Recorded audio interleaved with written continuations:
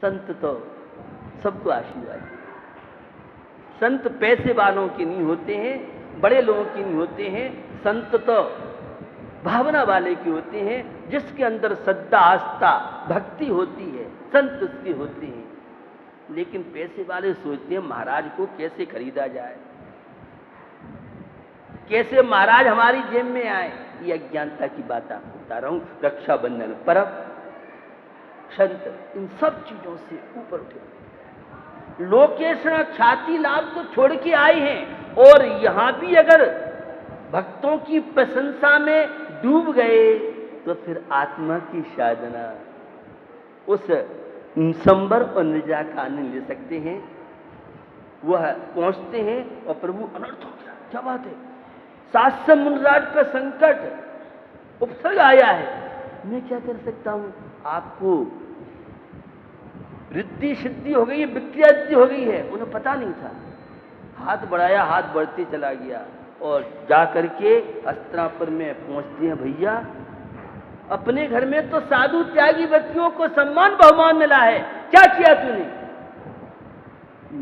मैं तो इस समय बलि का बकरा बन गया हूं, मैं बच्चों से बद्ध था, मुझे नहीं पता था ये ऐसे ही काम करेंगे गलत। आप ही चरणों में गिरते हैं वह राजा, और आप ही रक्षा करो। और वेश बदल के 6वें 7वें गुणस्थान में भावलिंगी तपस्वी मुनराज की बात कर रहा हूं। मुनराजों के संकट को दूर करने के लिए उन्होंने अपना वह पद छोड़ा, बावन का वेश रखा, और जहां चारों मंत्री दान लुटा रहे थे, बावन के वेश में पहुंचते हैं। जिसको जो चाहिए सारा कोष तो उनके हाथ में था। ये जब पहुंचते हैं तो कहते हैं 3 डग जमीन। अरे मांगना हो तो इस समय तो राजा खुश है, जो मांगना मांग लो। उन्होंने कहा देना हो तो दो, उन्हीं हम जा रहे हैं। पहला सुमेरु पर्वत पर वृद्ध रूप रखा, घबरा गए, ये तो कोई देवी शक्ति है, कोई भगवान आ गए। दूसरा पैर मानसोत्र पर्वत पर, कहां रखे पैर, हे प्रभु, मस्तक झुक जाता है, चरणों में पड़ जाता है, मेरे से अपराध हुआ, मेरे से गलती हुई। तेने ऐसा कुकृत्य किया, एक संत महात्मा, और बदला लेने के लिए पूरे नगर में श्रावक तो पराधीन थे।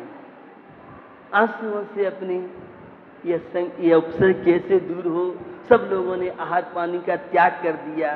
धर्मात्मा जब धर्म पर संकट विपत्ति आती है तो वह अपनी सामर्थ्य के अनुसार और वह उपसर्ग दूर होता है। मुनराज प्रत्येक घरों में पड़गहन था, शुद्ध भोजन बनता था।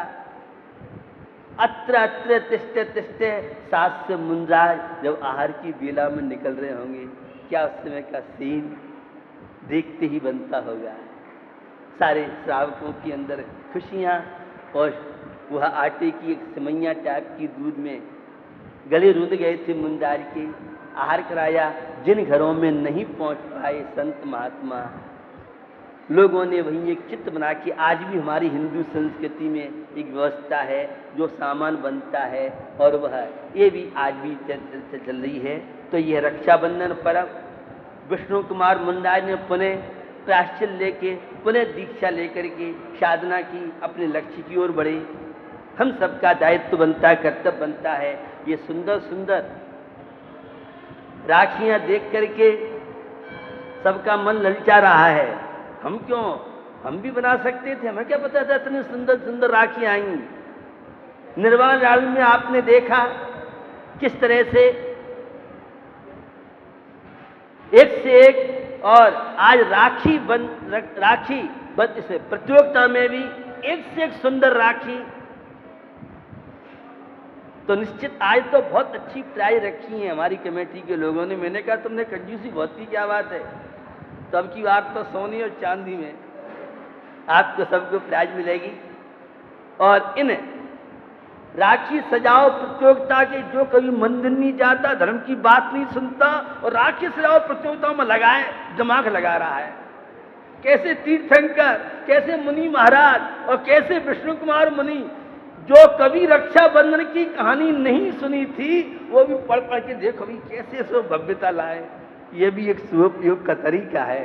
ये भी बच्चे और बच्चियों को एक नहीं लगता है, सारे घर वाले लगते हैं, सब दिमाग चलाते हैं, सभी डॉक्टरेट पीएचडी की बात करते हैं। ये बच्चे और युवा युवतियों में संस्कार डालने का ये रक्षाबंधन पर्व पावन बेला आपके बीच में है। बहुत तरह की कहानियां प्रसंग जुड़े हुए हैं और चंद्रशेखर आजाद अपने बहन के प्रति भावना भाई और वह राखी बंधवाई थी उसने। निराला जी राष्ट्रकवि हुए, मैत्री शरण गुप्त हुए, हरिश्चंद्र और सुमित्रानंद पंत जैसे हुए, प्रेमचंद मुंशी हुए, यह राखी बंधवाते थे। बहुत तरह के प्रसंगों की बात है। यह राखी रक्षा का मतलब भाई बहन नहीं, देश और राष्ट्र पूरे विश्व का कैसे हम संरक्षण कर सकते हैं। यह राखी का हर धागा किसी पुल से कम नहीं है। सदियों से गहरी खाइयां पाटने का यह बूता है। इसमें मीलों लंबी जो दूरियां मिटा करके आत्मीयता की सुगंध फैलाना यह रक्षाबंधन पर्व का उद्देश्य है। अनेकों जो लोग हुए हैं, मुस्लिम लोग भी हुए हैं, जिनके इतिहास रहे हैं। हुमायूं बादशाह, चित्तौड़गढ़ की रानी का और भी बहुत प्रसंग ऐसे आते हैं। तो ये रक्षाबंधन पर्व हम सबके कर्तव्य का पाठ सिखाना आया है। ये रक्षाबंधन पर्व आज के दिन कोई न कोई एक अच्छा संकल्प लें और एक बुराई का हम त्याग करें। जिन भाई बहनों में किसी कारण से अगर मन मिटाव चल रहा हो, तो आज के दिन हम निश्चित उस बहन से, उस भाई से कोई प्रसंग ऐसे मिल जाते हैं जिन प्रसंगों को लेकर के तो केवल भाई बहन के ही नहीं, हम श्रमण संस्कृति के संरक्षण के लिए नियम लें। देव शास्त्र गुरु धर्म पर कोई बात आएगी तो हम धर्म की रक्षा के लिए हम समर्पित रहेंगे, तो धर्म के द्वारा हम सबकी भी रक्षा। तो यह है विष्णु कुमार मुंडाज का यह पावन प्रसंग है। और भाई और बहन के रात एक बहन थी, राखी बांधनी थी, घुड़सवार आया उसके हाथ में, तो ये बहन और भाई का पवित्र जो त्योहार है, पवित्र जो पर्व है, निश्चित हम सबके जीवन में कलुषता को रहेगा, दुर्भावना देश को रहेगा और राग से ऊपर उठते हुए अशुभोपयोग का त्याग करके शुद्धोपयोग के माध्यम से, जैसे विष्णु कुमार मुंडाज ने शास्त्र में रह सकी, हम भी अपने जीवन में दायित्व कर्तव्य का पालन करें और अपने जीवन में कोई बुराई का त्याग करते हुए जीवन का विकास करें। इसी भावना के साथ आज का जो यह पर्व है, नियम यही लें कि हम देव शास्त्र गुरु के प्रति समर्पित रहेंगे। यही आज का संकल्प नियम। मंदिर की राखी की जगह बांधी जाती है, एक दिन पहले भी होती है। हम भी और यहाँ भी ये संकल्प लें, हम अपने माता पिता, अपने दादा दादी, अपने रिश्तेदार, कोई भी गरीब दुखी व्यक्ति है, अगर पैसे से सहयोग नहीं कर सकते हैं तो हम अन्य किसी रूप से सहयोग करें। विगत दिनों से आप सुन रहे हैं जीवन की प्रसन्नता कैसे संभव। सदग्रस्त श्रावक एक भारतीय नागरिक बनकर के जो जीवन व्यतीत करते हैं, उनके जीवन में हमेशा प्रसन्नता बनी रहती है। और जो इन दायित्वों से उदासीन बने रहते हैं, निरंतर अशुभ कर्म का बंध करते रहते हैं, ऐसे लोगों की जीवन की प्रसन्नता छिनती चली जाती है। सत्पात्रों के दान के फल की कई दिनों से चर्चा चल रही है। बड़ी महिमा है दान की।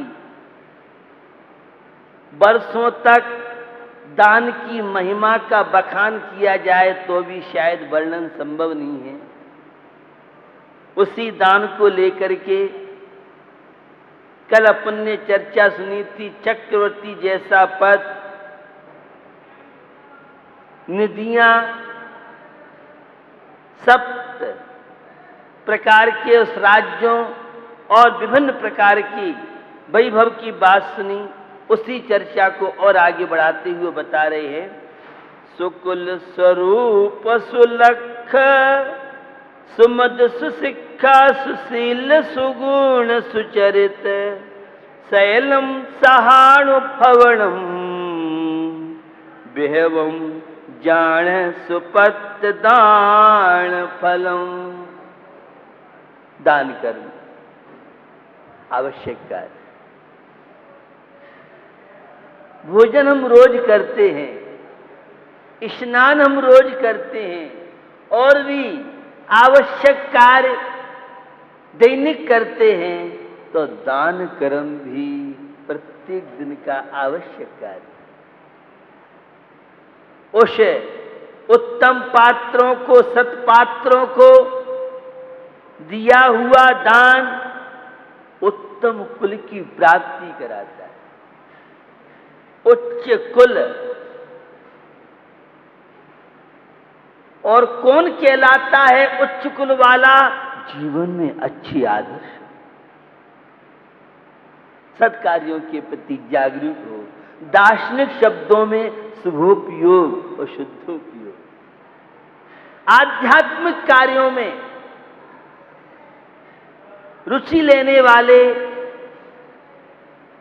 विषाद के शिकार कम होते हैं, उन्हें डिप्रेशन कम होता है, उन्हें बीमारियां कम सताती हैं, और इससे विपरीत जो कार्य करते हैं उनके जीवन से आप सब परिचित हैं, क्योंकि अनुभवी हैं। अच्छा कुल और अच्छे कुल के साथ सुंदर रूप मिलना, शरीर के अंदर अच्छे लक्षण और सुमति, सद्बुद्धि, अच्छे कार्यों में हर व्यक्ति की रुचि नहीं बन पाती है, और कई लोग सोचते भी हैं तो भी अच्छा सोचते हैं और फिर भी खोटे विचार, खोटे परिणाम।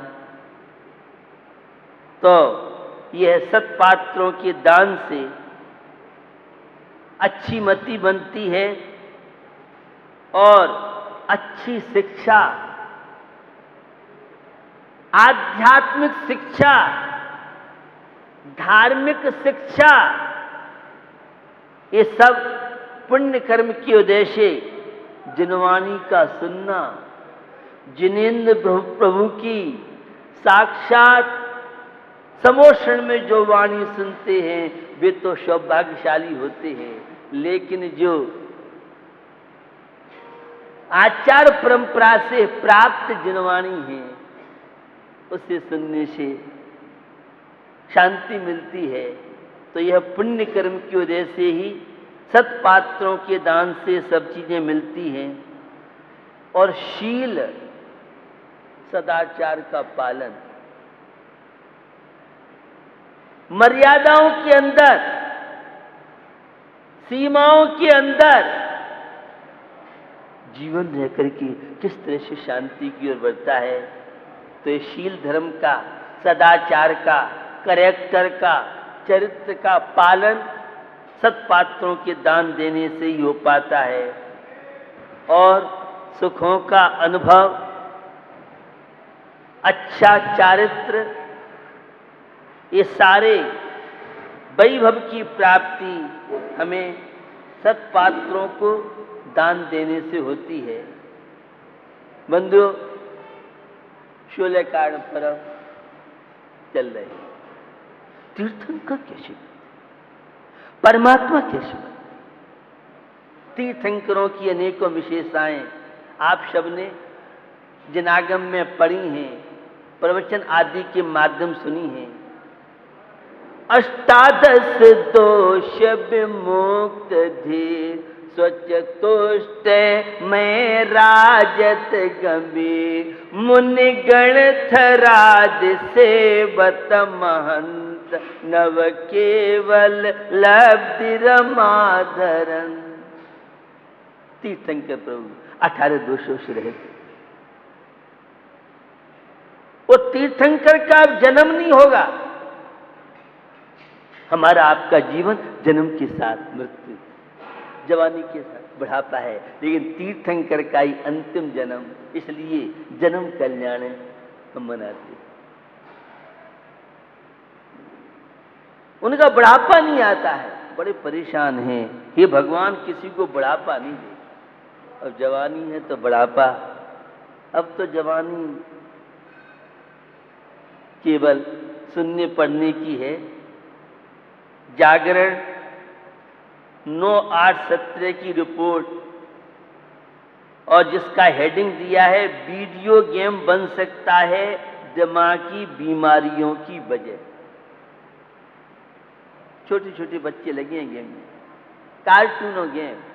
उन्हें कोई अन्य चीजों से मतलब नहीं है, उन्हें भोजन से मतलब नहीं है, उन्हें अन्य खेल कूद से मतलब नहीं है। ये आज की वर्तमान की स्थिति है। तो कनाडा की यूनिवर्सिटी ऑफ मॉन्ट्रियल के शोधकर्ताओं ने बहुत तरह की बातें रखी हैं। बच्चों की मेमोरी प्रभावित होती है और मानसिक कई प्रकार की बीमारियों में ये वीडियो गेम कारण बनता है। बच्चे मानने तैयार नहीं हैं। और वो मैंने आपको बताया था, अमर उजाला 1/8/17 की जो कटिंग है, दिन भर में 3 घंटे टीवी देखने से बच्चों में डायबिटीज का खतरा। पहले ये डायबिटीज, शुगर की बीमारी बुढ़ापे में होती थी, वंशज से होती थी। अब आजकल छोटे छोटे बच्चों को, युवा युवती को ये डायबिटीज की बीमारी अगर नहीं होगी तो वह मॉडर्न छात्र छात्रा, बालक बालिका नहीं कहलाएंगे। इस मॉडर्न आधुनिकता की होड़ में किस तरह से हमारी संतान रोगों का शिकार हो रही है, बहुत अनुसंधान की बात की है और 4,500 बच्चों पर यह प्रयोग किया गया है। धर्म की बात तो गले नहीं उतरती है, लेकिन वैज्ञानिक जो रिसर्च आती है, तो अपने बच्चों को आप वीडियो गेम और टीवी से कैसे बचा सकते हैं। अब से मम्मी पापा टीवी से बचे तो बच्चों का भविष्य बन सकता है। तुम तो कमरे के अंदर टीवी देखो और बच्चों से को टीवी मत देखो।